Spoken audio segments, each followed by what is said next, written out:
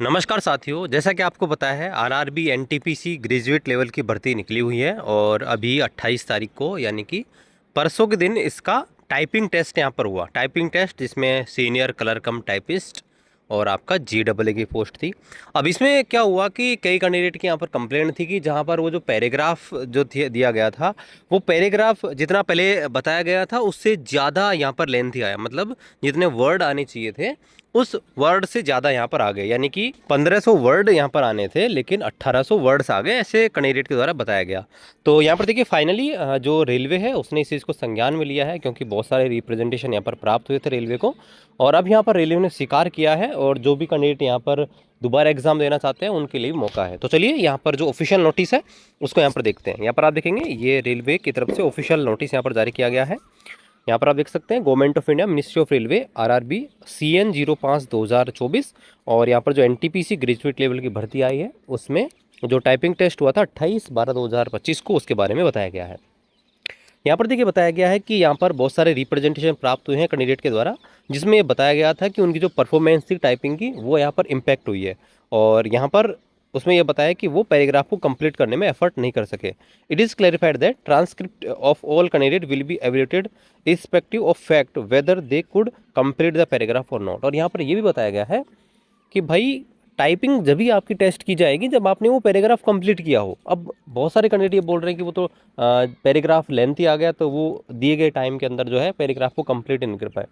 और जब वो पैराग्राफ कंप्लीट ही नहीं कर पाए तो उनका टाइपिंग का जो कैलकुलेशन है, टाइपिंग स्पीड जो है वो यहाँ पर कैलकुलेट ही नहीं की जाएगी। यहाँ पर देखिए रेलवे की तरफ से बोला गया है, however due to above issue, यानी कि इस इशू को ध्यान में रखते हुए it has been decided to give option to candidate who were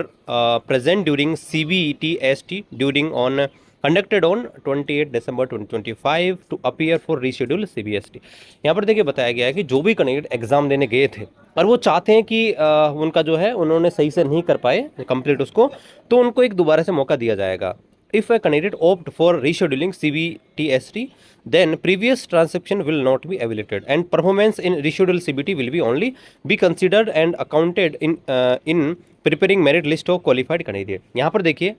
आपके पास मौका रहेगा, जो भी कैंडिडेट दे के आए हैं ना उनके पास, कि वो दोबारा से एग्जाम देना चाहते हैं कि नहीं, दोबारा टाइपिंग टेस्ट देना चाहते हैं कि नहीं। अगर आपने ये चूज़ किया कि दोबारा आपको टाइपिंग टेस्ट देनी है तो पहले आपने जो टाइपिंग टेस्ट दिया है उसका स्कोर कैलकुलेट नहीं होगा। आप जो फ्रेश जो टाइपिंग टेस्ट दे के आएंगे उसके आधार पर ही आपका टाइपिंग टेस्ट का स्कोर यहाँ पर काउंट किया जाएगा।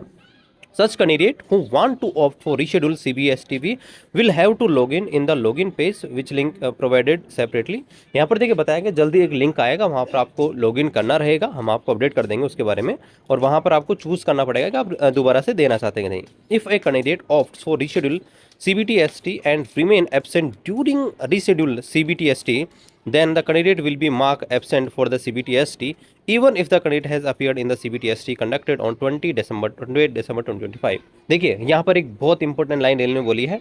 अगर आप चूज़ कर लेते हैं कि दोबारा से आपको एग्ज़ाम देना है जो रेलवे यहाँ पर कंडक्ट करवाएगी टाइपिंग के लिए, और उसमें आप एबसेंट हो जाते हो, तो फिर भले ही आपने 28 तारीख की एग्ज़ाम में प्रेजेंट हुए हो तो भी आपको जो है आपका कंसिडर नहीं किया जाएगा स्कोर। ठीक है, ये वेरी इंपॉर्टेंट है, इसलिए आप इस चीज़ को ध्यान रखें।